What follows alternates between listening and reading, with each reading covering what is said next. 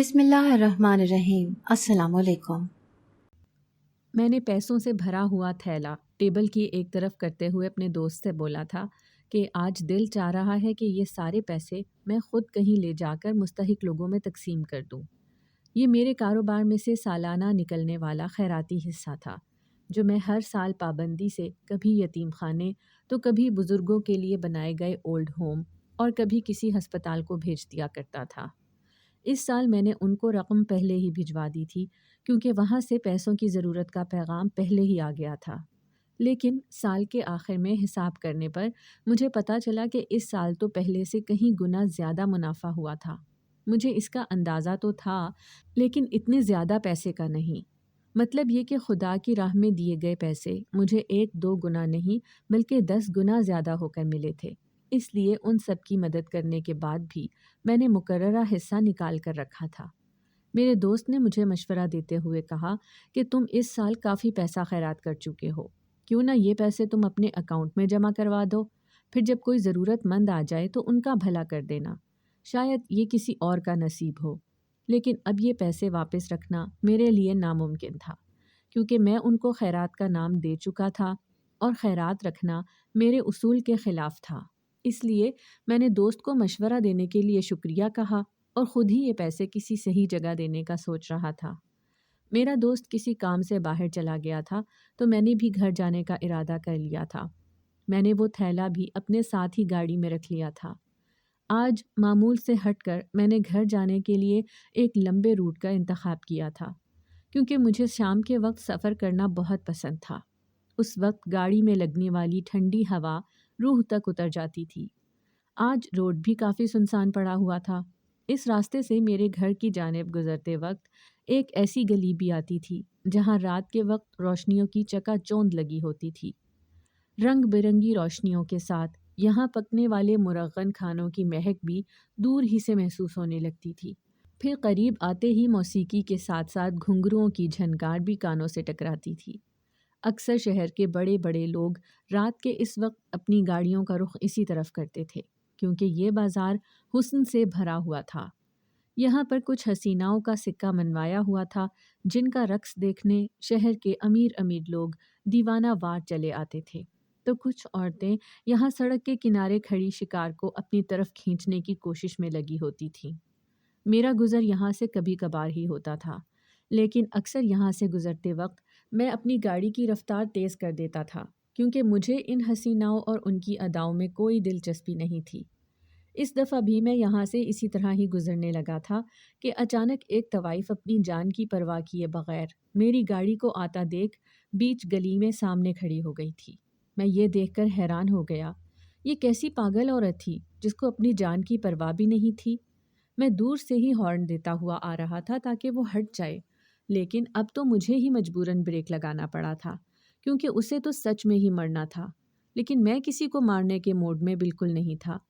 میں نے گاڑی روک کر اسے ڈانٹ دیا تھا کہ یہ کون سا طریقہ ہے، مرنا ہی ہے تو کوئی اور طریقہ ڈھونڈ لو، میری ہی گاڑی کے سامنے کھڑی ہو کر نہ مرو۔ وہ میری باتوں کی پرواہ کیے بغیر گاڑی کے قریب آ گئی تھی اور بولی، صاحب آج بڑی مجبوری ہے، مجھے اپنے ساتھ لے چلو، بس رات گزارنے کا موقع دے دینا۔ میں نے اسے یوں گلے بڑھتا دیکھ کر نہ کہتے راستہ خالی کروانا چاہا، لیکن آج تو وہ طوائف گلے ہی پڑ گئی تھی۔ وہ زبردستی میری گاڑی میں گھس آنا چاہتی تھی اور طرح طرح کی حرکتیں کر کے مجھے اپنی طرف مائل کرنے لگی تھی۔ اس کی دیکھا دیکھی گلی میں ادھر ادھر گاہکوں کے انتظار میں کھڑی باقی لڑکیاں اور طوائفیں بھی میری گاڑی کی جانب بڑھنے لگی تھیں کہ اگر وہ نہ پسند آئے تو ہمیں ہی لے جائیں، لیکن میں جلد سے جلد ان سب سے جان چھڑا کر نکلنا چاہتا تھا۔ اس طوائف کو شاید پیسوں کی بہت زیادہ ضرورت تھی، اسی لیے وہ اب بہت ہی زیادہ منتیں کرنے لگی تھی۔ میں اس کو ساتھ تو نہیں لے کر جا سکتا تھا، لیکن میں نے راستہ چھوڑنے کے بدلے اسے پیسے دینے کی آفر کر دی تھی اور اپنے ساتھ رکھا پیسوں کا تھیلا کھول کر میں نے 1000 کے نوٹوں کی ایک گڈی اس کی طرف بڑھائی تو یہ دیکھ کر باقی ساری عورتیں بھی میری گاڑی کے ارد گرد جمع ہو گئی تھیں۔ میں نے گاڑی میں رکھا ہوا پیسوں والا تھیلا اسی طوائف کو پکڑایا اور بولا کہ یہ سارے پیسے آپس میں بانٹ لو۔ وہ پورے 25 لاکھ روپے تھے، لیکن وہ تھیلا واپس کرتے ہوئے بولی تھی، صاحب تم سمجھتے کیوں نہیں؟ مجھے پیسے نہیں، رات گزارنے کے لیے جگہ چاہیے۔ اب مجھے اس کی بات پر حیرانی ہونے لگی تھی اور میں نے اسے گاڑی میں بیٹھنے کا کہہ دیا تھا۔ وہ جلدی سے گاڑی میں آ گئی تھی اور میں اسے اپنے ساتھ کچھ دور لے کر آنے کے بعد گاڑی روک کر پوچھنے لگا تھا کہ تمہیں اگر بنا پیسے لیے ہی میرے ساتھ آنا تھا تو وہاں گاہک کے انتظار میں کھڑی کیوں تھی؟ وہ بولی، بس صاحب، میں اکیلی وہاں سے نکل نہیں سکتی تھی جب تک کوئی گاہک نہ مل جاتا۔ میں نے پوچھا، تمہیں وہاں سے کیوں نکلنا تھا؟ وہ بولی، صاحب، میں بڑی مجبوری کے تحت اس جگہ پہنچی تھی، لیکن اب میں وہاں سے نکلنا چاہتی ہوں۔ مجھے گھن آنے لگی ہے اب اس جگہ سے اور اس کام سے۔ صاحب، میں عزت کی زندگی گزارنا چاہتی ہوں، تم مجھ سے شادی کر لو۔ میں ایک طوائف کی ایسی بات سن کر دنگ رہ گیا تھا۔ وہ ایک طوائف تھی اور اس طرح کسی انجان انسان کو شادی کا بول رہی تھی۔ بھلا وہ یہ تو سوچ بھی کیسے سکتی تھی؟ کوئی بھی انسان طوائف سے شادی کیوں کرنا چاہے گا؟ میں نے اسے صاف صاف منع کر دیا تھا اور آگے آ کر اسے اپنی گاڑی سے بھی نکل جانے کا کہا تھا، لیکن وہ اب گاڑی سے اترنے کے لیے تیار نہیں تھی اور بولی، صاحب، شادی نہ کرو، پر ایک رات اپنے گھر میں ہی رہنے دے دو، اگلی صبح میں خود ہی چلی جاؤں گی۔ پناہ کی بات سن کر میرے دل میں رحم آ گیا تھا اور میں اس کو ساتھ لیے اپنے گھر آ گیا تھا۔ گھر میں کیونکہ میں اکیلا ہی رہتا تھا، میرے علاوہ بس 2-4 نوکر چاکر ہی تھے۔ اندر آ کر میں نے ایک ملازم کو اسے مہمانوں والا کمرہ دکھانے کے لیے کہہ دیا تھا اور اپنے کمرے میں چلا آیا تھا۔ کمرے میں آ کر میں تھوڑی دیر ویسے ہی لیٹ گیا تھا، لیکن میری آنکھوں سے نیند غائب تھی کیونکہ میں ابھی تک اسی طوائف کے بارے میں سوچ رہا تھا۔ مجھے اب اس کے بارے میں جاننے کا تجسس ہو رہا تھا کہ جب اسے اس جگہ سے نفرت تھی تو پھر وہاں آنے کی وجہ کیا تھی؟ وہ کیوں وہاں پر کام کرتی تھی؟ ضرور اس کے پیچھے کوئی کہانی ہوگی۔ میں جو بہت ہی رحم دل انسان تھا، مجھ سے رہا نہ گیا اور میں نے اس سب کے پیچھے کی کہانی معلوم کرنا چاہی۔ لیکن میں نے گھڑی پر نظر ڈالی تو رات کے 2:30 بج رہے تھے۔ اس وقت شاید وہ سو چکی ہوگی۔ یہ سوچ کر میں نے اس خیال کو جھڑک دیا تھا، لیکن میری بے چینی بڑھتی ہی جا رہی تھی۔ اس لیے ایک بار چل کر میں اس کمرے تک گیا تھا جہاں ملازم اسے چھوڑ آیا تھا۔ میں نے دیکھا کہ دروازہ بالکل بند نہیں تھا بلکہ تھوڑا سا کھلا ہوا تھا۔ میں نے جھانک کر دیکھا تو وہ بیڈ پر موجود نہیں تھی۔ میں نے دروازہ مزید کھولا تو یہ دیکھ کر حیران رہ گیا، وہ مصلی بچھائے نماز پڑھ رہی تھی۔ یہ منظر میرے لیے بے حد عجیب تھا کیونکہ طوائف کے بارے میں ہمیشہ ہی میرے دل میں غلط خیال رہا تھا کہ وہ بہت ہی بری عورتیں ہوتی ہیں، لیکن اس طوائف کو دیکھ کر تو میرے خیالات بدلنے لگے تھے۔ ایک تو اس نے اس جگہ کے بارے میں نفرت کا اظہار کیا تھا اور دوسرا وہ عبادت میں مشغول تھی۔ اب میں اس کمرے میں آ کر کرسی پر بیٹھ گیا اور اسے نماز پڑھتے دیکھنے لگا تھا۔ وہ کافی دیر تک دعا میں کچھ مانگتی رہی اور نماز مکمل کرنے کے بعد جب اٹھ کر میری طرف مڑی تو مجھے دیکھ کر وہ ٹھٹک گئی۔ میں نے کہا، گھبراؤ نہیں، میں اس وقت تمہارے کمرے میں کسی غلط ارادے سے نہیں بلکہ یہ جاننے آیا ہوں کہ تم جب ایک طوائف ہو تو طوائفوں والا کام کرنے سے تمہیں نفرت کیوں ہے، جبکہ تم خوبصورت جوان ہو، اس عمر میں تو بہت سارا پیسہ کما سکتی ہو۔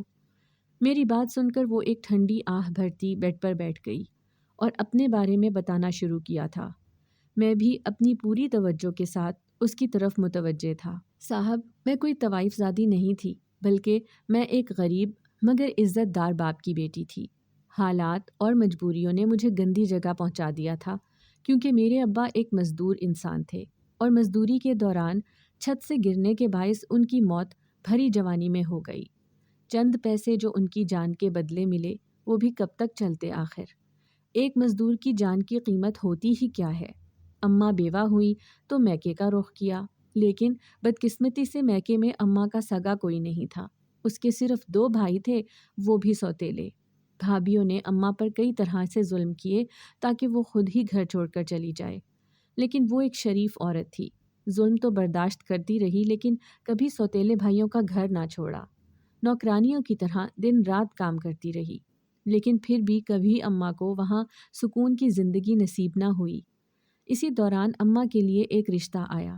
وہ آدمی زیادہ اچھا نہیں تھا۔ وہ پیسے والا تو تھا لیکن شریف نہیں تھا۔ اس کی کمائی بھی غلط سلط طریقوں کی تھی، اسی لیے کوئی اسے اپنی بیٹی بھی نہیں دیتا تھا کہ کہیں وہ اپنی کرتوتوں کے باعث پکڑا گیا تو مفت میں اس کی بیوی بھی پھنس جائے گی۔ لیکن میرے ماماؤں کو اس نے پیسے کے لالچ دے کر آخر منا ہی لیا۔ اماں کون سا ان کی سگی بہن یا بیٹی تھی جو ان کو اماں پر رحم آتا، اس لیے انہیں تو بس پیسے سے ہی مطلب تھا۔ اماں کے بدلے بھاری بھرکم رقم لے کر انہوں نے اماں کا نکاح اس بدماش کے ساتھ کر دیا، اور اماں کے ساتھ میں بھی اسی کے گھر آ گئی تھی۔ میری عمر اس وقت 14-15 سال تھی۔ چند سال تو اماں کے سائے میں وہاں پر گزرے۔ اسی دوران اماں کا بدماش شوہر کئی بار جیل کی ہوا کھا چکا تھا، لیکن ہر دفعہ اپنے پیسے کے زور پر وہ رہائی پا لیتا۔ ایک روز اس نے کوئی بڑا گناہ کر ڈالا اور پولیس اس کو پکڑنے گھر آ گئی۔ وہ مجھے اور اماں کو لے کر جلدی سے وہاں سے بھاگ نکلا۔ اب دوسرے شہر میں گمنامی کی زندگی بسر کرنے لگا۔ یہاں پر اس کا وہ رعب نہ دبدبا تھا، نہ ہی وہ ساتھی رہے تھے جو برے کاموں میں اس کے ہمراہ ہوتے تھے، اس لیے اسے پیٹ پالنے کے لیے محنت سے پیسہ کمانا پڑتا۔ لیکن وہ ہمیشہ ہی غلط طریقے سے زیادہ پیسہ اکٹھے کرنے کے چکر میں لگا رہتا تھا۔ اس کے گندے دماغ میں آخر مجھے اس کام پر لگا کر پیسے کمانے کی ترکیب آئی تھی۔ اس نے اماں سے یہی کہہ کر اجازت چاہی کہ وہ مجھے ایک فیکٹری میں رات کی ڈیوٹی پر کام کروانا چاہتا ہے، لیکن میری ماں اس کی کارستانیوں سے اچھی طرح واقف تھی، اس لیے اسے اجازت نہ دی۔ اس بات کو لے کر ان دونوں کے درمیان ہر روز ہی لڑائی جھگڑے لگے رہتے، لیکن اماں اس کی بات نہ مانتی۔ اماں کا کہنا تھا کہ اگر تم ہم ماں بیٹی کا خرچہ نہیں اٹھا سکتے تو ابھی کے ابھی مجھے طلاق دو، میں اپنی بیٹی کو لے کر تمہارے گھر سے نکل جاؤں گی۔ لیکن اب وہ اس بھری دنیا میں اکیلا رہ گیا تھا۔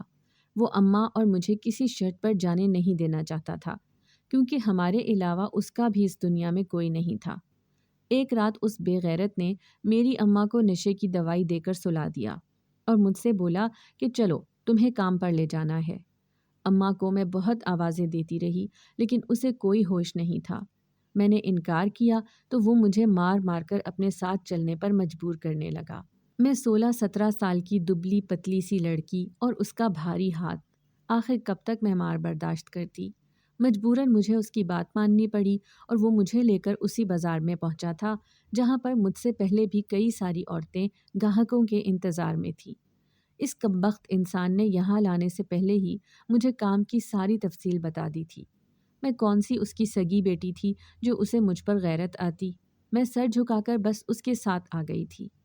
اس دن اس بازار میں ہی اتنی چھوٹی عمر کی لڑکی موجود تھی۔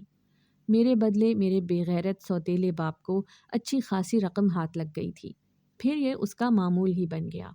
وہ ہر شام اماں کو نشہ آور دوائی کھلا کر مجھے بازار میں لے آتا اور کسی گاہک کے حوالے کر کے نوٹوں کی گڈیاں سمیٹتا رہتا۔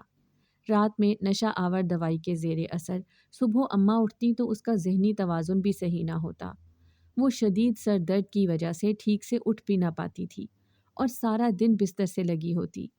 میرے سوتیلے باپ کی کمائی کا ذریعہ، کیونکہ اس شہر میں اب فقط میں ہی رہ گئی تھی، اس لیے اس نے میری اماں کو ہی مجھے اپنے پاس پھنسائے رکھنے کا ذریعہ بنا لیا تھا، ورنہ تو اماں کی اب اسے کوئی ضرورت بھی نہیں رہی تھی۔ وہ دن بھر خود عیاشیاں کرتا پھرتا، بس ہم دونوں کو 2 وقت کی روٹی ہی لا کر دیتا تھا۔ اس عمر میں نہ مجھ میں اتنی ہمت تھی اور نہ ہی اتنی سمجھ کہ میں اپنی اماں کو وہاں سے لے کر نکل جاتی۔ اسی لیے میں اسی شخص کے رحم و کرم پر زندگی گزار رہی تھی، یہاں تک کہ میری عمر 20 سال تک پہنچ گئی اور میری اماں کئی سالوں سے اذیت ناک تکلیف میں رہنے کے بعد بالآخر اپنے مالک حقیقی سے جا ملی۔ میری اماں فوت ہوئی تو مجھے بھی اس شخص سے رہائی کی فکر لگ گئی۔ میں جو اتنے سالوں تک اس کے آگے مجبور تھی، اب اس کے چنگل سے نکلنا چاہتی تھی، جس کے لیے میں کئی بار اس کے گھر سے بھاگی بھی تھی، لیکن یہاں نئے شہر میں بھی اس نے اپنے جیسے لوگ ڈھونڈ ہی لیے تھے اور انہی بدماشوں کی وجہ سے ہر بار وہ مجھے ڈھونڈ نکالتا اور مارتا۔ اس کی مار کھا کر میں پھر اسی کام پر جانے کے لیے مجبور ہو جاتی اور کسی نہ کسی گاہک کے ساتھ رات گزارنے کے بعد واپس اسی کے پاس لوٹتی، کیونکہ کوئی بھی گاہک مجھے ہمیشہ کے لیے اپنے ساتھ لے جانے پر تیار نہیں ہوتا تھا۔ ہر کوئی رات گزاری کے لیے ہی ساتھ لے کر جاتا اور رات کے اندھیرے میں ہی واپس وہیں پھینک جاتا۔ میں واپس اس درندے کے پاس نہ جاتی تو اور کہاں جاتی؟ ظلم کی انتہا سہنے کے بعد بھی میں اسی کے گھر زندگی گزار رہی تھی۔ کل رات میری طبیعت بہت خراب تھی، شدید بخار اور ٹھنڈ کی وجہ سے اٹھا بھی نہیں جا رہا تھا۔ میں نے سوتیلے باپ سے کہا کہ آج کی رات معاف کر دو، میں کام پر نہیں جا سکتی۔ اس نے مجھے بخار کی دوائی پلائی اور کام پر جانے کے لیے مجبور کرنے لگا۔ میں گلی میں کھڑی بخار سے تپ رہی تھی۔ تبھی آپ کی گاڑی کو آتا ہوا دیکھ کر میں سامنے کھڑی ہو گئی تھی کہ کوئی اور طوائف آپ کے ساتھ چلی جائے اس سے پہلے میں آپ کے ساتھ بیٹھ جاؤں۔ اسی لیے میں آپ کی اتنی منتیں کرنے لگی تھی کہ ایک رات کی پناہ دے دیں۔ رات آپ کے پاس گزار کر میں واپس اسی درندے کے گھر چلی جاؤں گی۔ میرے پاس کچھ پیسے موجود تھے، میں اسے کہوں گی کہ یہ میری رات کی کمائی ہے۔ اسے تو ویسے بھی پیسے سے مطلب تھا، اسے پیسہ مل جائے گا اور اس کا منہ بند ہو جائے گا۔ اس کی پوری کہانی سن کر مجھے اپنا بچپن یاد آ گیا تھا۔ میں بھی تو اسی کے جیسا تھا، مجبور، یتیم اور بے سہارا۔ لیکن فرق اتنا تھا کہ وہ ایک عورت تھی جو اپنی عزت محفوظ نہ رکھ سکی، اور میں مرد تھا اس لیے اپنے پیروں پر کھڑا ہو گیا تھا۔ اس لیے میں نے فیصلہ کر لیا تھا کہ اب وہ میرے گھر سے بے آسرا ہو کر نہیں نکلے گی، بلکہ میں اس سے شادی کروں گا۔ میں اسے آرام کرنے کا بول کر اس کے کمرے سے نکل آیا تھا، کیونکہ اب تک رات بہت زیادہ ہو چکی تھی اور فجر ہونے میں کچھ ہی وقت باقی رہ گیا تھا۔ میں اپنے کمرے میں آ کر سو گیا تھا۔ صبح میری آنکھ ذرا جلدی ہی کھل گئی تھی، کیونکہ مجھے یہ فکر لگی ہوئی تھی کہ کہیں وہ صبح صبح گھر سے بنا بتائے نہ نکل جائے۔ میں کمرے سے باہر آیا تو وہ بھی تب تک اپنا بیگ کاندھے پر لٹکائے جانے ہی والی تھی۔ میں نے اس سے پوچھا کہ کہاں جا رہی ہو؟ وہ بولی واپس اسی جہنم میں جہاں پر جلنا شاید میرا مقدر ہے۔ میں نے کہا نہیں، اب تمہارا مقدر بدلنے والا ہے، کیونکہ میں نے فیصلہ کر لیا ہے، میں آج ہی تم سے نکاح کروں گا۔ وہ پلٹ کر میری جانب دیکھنے لگی۔ اس کی آنکھوں میں بہت چمک آ گئی تھی اور اس کے چہرے سے خوشی پھوٹنے لگی تھی۔ پر امید نظروں سے میری جانب دیکھنے کے بعد تھوڑی ہی دیر میں وہ کچھ سوچ کر بولی تھی کہ نہیں صاحب، میں آپ سے شادی نہیں کروں گی۔ کل رات بھلے ہی میں نے آپ سے کہا تھا کہ آپ مجھ سے شادی کر لیں، لیکن رات آپ کے گھر میں رہ کر مجھے اندازہ ہو گیا ہے کہ آپ کتنے بھلے انسان ہیں۔ آپ کی جگہ اگر کوئی بھی اور مرد ہوتا تو وہ یقیناً اپنے گھر میں میری موجودگی کا فائدہ ضرور اٹھاتا، پر آپ ہی وہ ایک ایسے نیک مرد ہیں جنہوں نے ایک طوائف کو پوری رات اپنے گھر میں تحفظ فراہم کیا۔ اس لیے میں جلد سے جلد آپ کے گھر سے نکل جانا چاہتی ہوں، تاکہ میں آپ کے لیے بھی بے عزتی اور بدنامی کا باعث نہ بنوں۔ میں نے اسے جواب دیا کہ کوئی بھی انسان پیدائشی طور پر برا نہیں ہوتا، برا تو اسے زمانہ اور حالات بناتے ہیں، اور آپ طوائف بنی اس میں بھی آپ کی مجبوری تھی، آپ دل سے چاہ کر تو طوائف نہیں بنی۔ مجھے یہ بھی یقین ہو گیا ہے کہ اس کے علاوہ اگر آپ کو کوئی بھی اور راستہ چننا پڑتا تو آپ وہ چنتی، پھر چاہے آپ کو غربت میں یا محنت مزدوری کر کے ہی زندگی بسر کرنی پڑتی۔ اس آگ میں تو آپ کو آپ کے سوتیلے باپ نے جھونکا تھا، آپ خود چاہ کر تو نہیں آئی تھی۔ ویسے بھی جسم کا کیا ہے، یہ تو خاکی ہے، ایک دن خاک میں ہی مل جانا ہے۔ میں نے آپ کی روح کی پاکیزگی کو دیکھ لیا ہے، اب میں آپ سے نکاح کروں گا، آپ کی خواہش کی وجہ سے نہیں، بلکہ اب یہ میری دلی خواہش ہے کہ میں ایک انسان کو گناہوں کی دلدل سے نکال کر نیکی کی راہ پر چلنے میں مدد کروں، تاکہ اپنے رب کے سامنے جب مجھے پیش ہونا پڑے تو میں اس کے سامنے اپنی اس نیکی پر سرخرو ہو جاؤں۔ کہیں اس نے مجھ سے سوال پوچھ لیا کہ ایک نیک دل والی لڑکی جب تمہارے پاس آئی تو تم نے اسے دوبارہ وہاں کیوں چھوڑا جہاں وہ دل سے جانا نہیں چاہتی تھی؟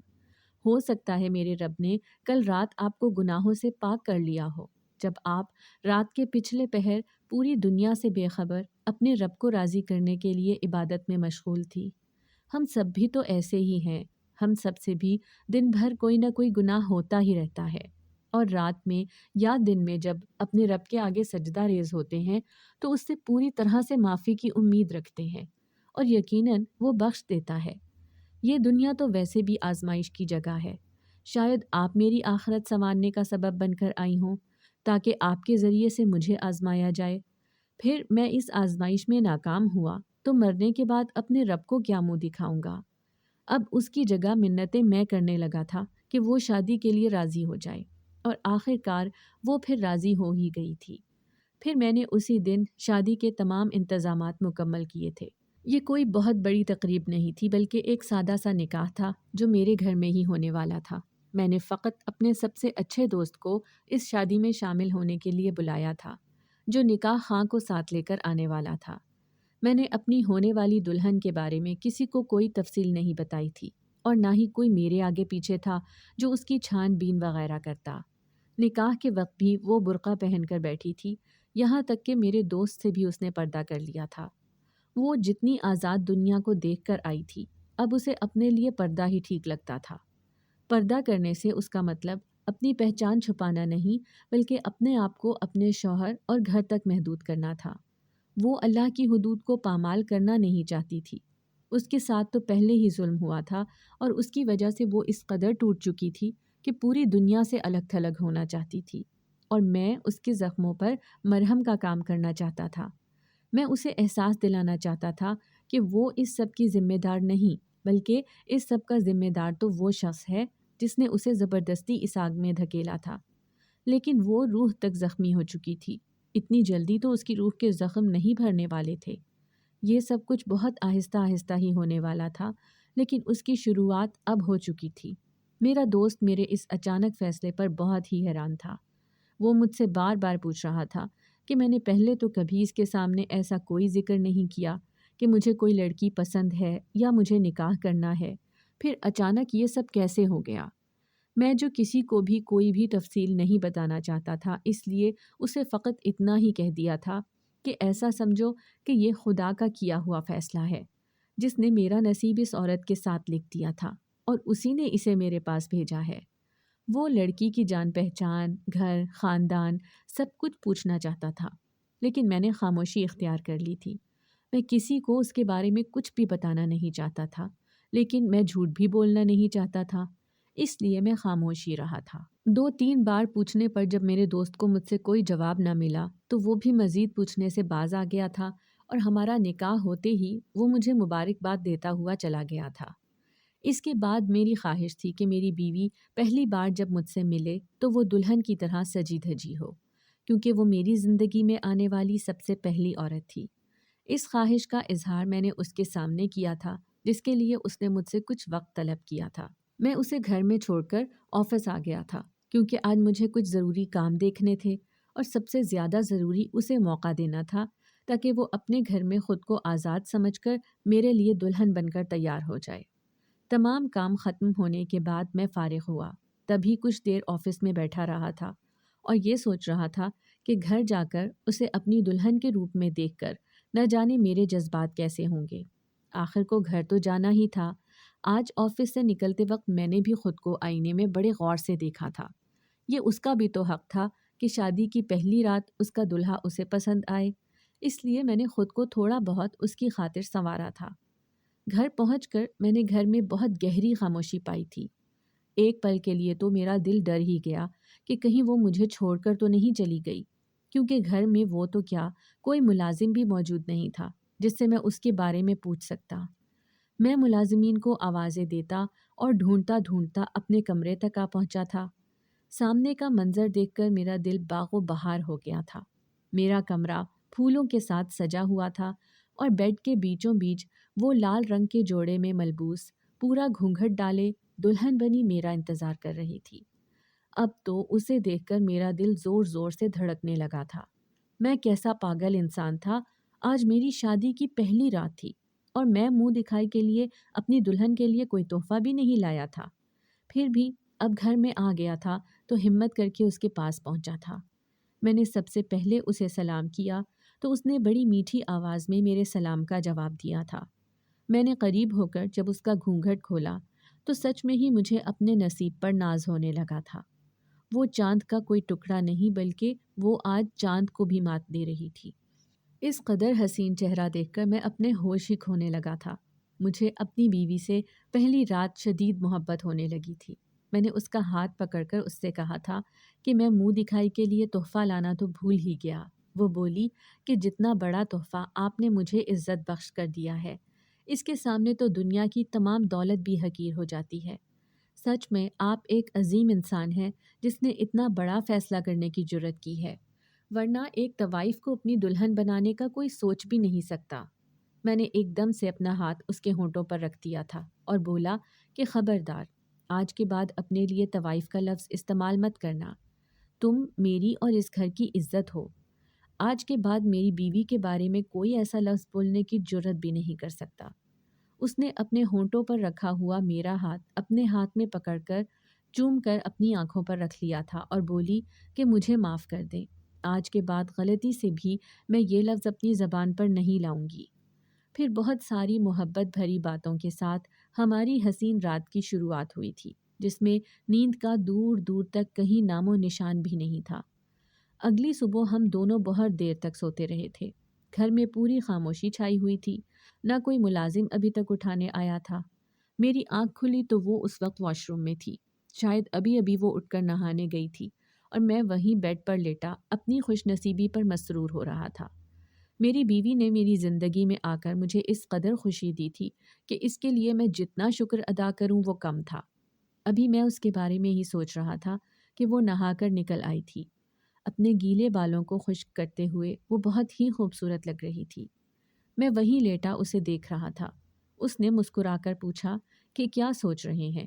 میں نے جواب دیا کہ میری زندگی میں شامل ہونے کے لیے تمہارا شکریہ ادا کرنا چاہتا ہوں۔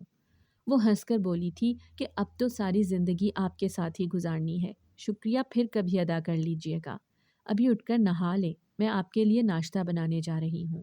میں واش روم میں چلا گیا تھا اور اس نے کچن سنبھال لیا تھا۔ ناشتے کی میز پر آ کر مجھے احساس ہوا کہ اسے تو ہر کام ہی بڑا خوب آتا تھا۔ اس نے میرے ملازموں سے کہیں زیادہ بہتر ناشتہ تیار کیا تھا۔ میں ادھر ادھر دیکھ کر پوچھنے لگا کہ آج کوئی ملازم نظر نہیں آ رہا۔ تب اس نے بولا کہ کل میں نے سارے ملازموں کو چھٹی دے دی تھی۔ میں نے پوچھا اچھا وہ کس لیے؟ تب وہ بولی کہ آپ کے گھر میں تمام ہی ملازم مرد حضرات تھے، اور اب میں نہیں چاہتی کہ آپ کے علاوہ مجھ پر کسی بھی مرد کی نظر پڑے، اس لیے گھر کے سارے کام میں خود ہی کر لیا کروں گی۔ ویسے بھی مجھے کہیں آنا جانا نہیں ہے تو گھر میں فارغ بیٹھ کر بور ہو جاؤں گی۔ میں نے کہا اب آپ ہی اس گھر کی ملکہ ہیں، جو چاہیں کریں اور جسے چاہیں ملازم رکھیں یا نہ رکھیں، میں آپ کے فیصلے پر اف تک نہیں کروں گا۔ اس نے مجھے بہت ہی پیار سے آفس کے لیے روانہ کیا۔ ہماری زندگی بہت ہی اچھی گزر رہی تھی۔ جب ایک روز میں اپنے دفتر میں بیٹھا ہوا تھا تو میرے نمبر پر کسی انجان شخص کی کال آئی۔ میں نے اس سے کال کرنے کی وجہ پوچھی تو اس نے جو کہا وہ سن کر میرے ہوش اڑ گئے تھے۔ اس نے کہا کہ جس لڑکی کو تم نے اپنے پاس قید کر رکھا ہے اسے جلد سے جلد واپس بھیجو، ورنہ اپنی جان سے ہاتھ دھو بیٹھو گے۔ وہ یقیناً میری بیوی کا سوتیلا باپ تھا جو اپنی بدماشی پر اتر آیا تھا۔ ہماری شادی کو 1 ماہ سے زیادہ کا عرصہ گزر چکا تھا۔ اتنا وقت وہ نہ جانے کیوں چپ رہا تھا، اور اب اسے کیسے پتا چلا کہ وہ میرے پاس تھی، جس کے لیے وہ میری جان کا دشمن بن گیا تھا۔ میں اسے کوئی بھی جواب دینے کے لیے تیار نہیں تھا، اس لیے اس نے مجھے آج شام تک کا وقت دے کر پھر فون کرنے کا کہہ دیا تھا۔ میں بہت دیر تک آفس میں بیٹھا اس مسئلے پر سوچتا رہا، لیکن میں کسی نتیجے تک نہیں پہنچ پا رہا تھا کہ مجھے کیا کرنا چاہیے۔ میں اپنی بیوی کو اس کے پاس واپس تو کسی صورت نہیں بھیج سکتا تھا، لیکن پولیس کی مدد لینے کا بھی رسک نہیں لے سکتا۔ وہ بہت ہی زیادہ بدماش آدمی تھا اور کچھ بھی کر سکتا تھا، یہ تو میں اپنی بیوی سے پہلے ہی سن چکا تھا۔ اس لیے اسے کوئی جواب دینے سے پہلے میں سوچ سمجھ کر قدم اٹھانا چاہتا تھا۔ میں گھر جا رہا تھا تاکہ بیوی کو بتا سکوں کہ اس کے سوتیلے باپ نے اس کا پتہ لگا لیا ہے، لیکن گھر پہنچ کر اس نے جو خبر مجھے سنائی وہ سن کر تو میں وہ بات کہہ ہی نہیں پایا تھا، کیونکہ وہ اتنی خوش تھی اور آتے ہی میرے سامنے مٹھائی کی پلیٹ لے کر کھڑی ہو گئی تھی۔ میں نے حیرانگی سے پوچھا کہ مٹھائی کس بات کی خوشی میں؟ تو وہ بولی کہ ہمارے ہاں کوئی تیسرا بھی آنے والا ہے۔ میں ہکا بکا ہو کر پوچھنے لگا تیسرا کون؟ تو اس نے کہا آپ باپ بننے والے ہیں۔ میں یہ خوشخبری سن کر تو جو بات بتانے آیا تھا وہ دل میں ہی رکھ لی، کیونکہ ایسے وقت میں اسے کوئی پریشانی نہیں دینا چاہتا تھا۔ اب اس کے سوتیلے باپ سے مجھے خود ہی نمٹنا تھا۔ اس نے پہلے ہی مجھے شام تک جواب دینے کا بولا تھا، اس لیے مجھے پھر سے اس کی کال کا انتظار تھا۔ میں شام کو گھر سے نکل آیا تھا تاکہ بیوی کے سامنے ایسی کوئی بات نہ ہو۔ تھوڑی دیر گزرتے ہی اس شخص کی کال آ گئی تھی۔ میں نے اسے پوچھا کہ اس لڑکی کے بدلے کتنی رقم لوگے؟ اس نے کہا یہ 1-2 روز کی بات نہیں، وہ میری زندگی بھر کی کمائی کا ذریعہ تھی، میں اس کے بدلے کوئی قیمت نہیں لے سکتا۔ میں نے کہا مل لو، میں تمہیں منہ مانگی قیمت دوں گا۔ اس نے ملنے کے لیے ایک جگہ بتائی اور بولا کوئی بھی چالاکی کی تو جان سے جاؤ گے۔ میں نے پہلے ہی اپنے دوست کو پولیس کے ساتھ وہاں پہنچنے کا بول دیا تھا۔ وہ ان لوگوں سے چھپ کر میرے پیچھے پیچھے آ رہا تھا۔ میری بیوی کا سوتیلا باپ مجھ سے ملا۔ میں نے اس سے پہلے اپنے فون پر ریکارڈنگ آن کر دی۔ وہ بولا کہ میری بیٹی کہاں ہے؟ میں نے کہا وہ اب میری بیوی ہے، اس نے اپنی مرضی سے میرے ساتھ نکاح کیا ہے، ویسے بھی تم سوتیلے باپ ہو، اس پر کوئی حق نہیں رکھتے۔ وہ خود ہی اب بول پڑا کہ اس کمینی کی ہمت کیسے ہوئی، مجھے دھوکہ دے کر شادی کر لی۔ اس کو میں نے گالی دینے پر تھپڑ مارا تو آس پاس چھپے اس کے ساتھی نکل آئے اور مجھ پر حملہ آور ہونے لگے، تو میرا دوست بھی پولیس سمیت سامنے آ گیا تھا اور دیکھتے ہی دیکھتے وہ سارے بدماش پولیس کے قبضے میں آ گئے تھے۔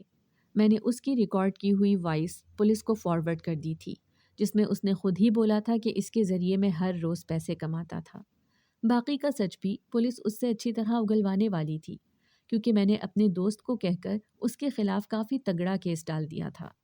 میں یہ سب کارروائی کرنے کے بعد گھر لوٹا تو میری بیوی میری حالت دیکھ کر پریشان ہو گئی تھی، لیکن اس کے سامنے میں نے ایسی کوئی بات نہ بولی تھی اور کوئی بہانہ بنا لیا۔ وہ میری زندگی اور گھر میں ملکہ بن کر رہنے لگی تھی اور وقت تو جیسے پر لگا کر اڑنے لگا تھا۔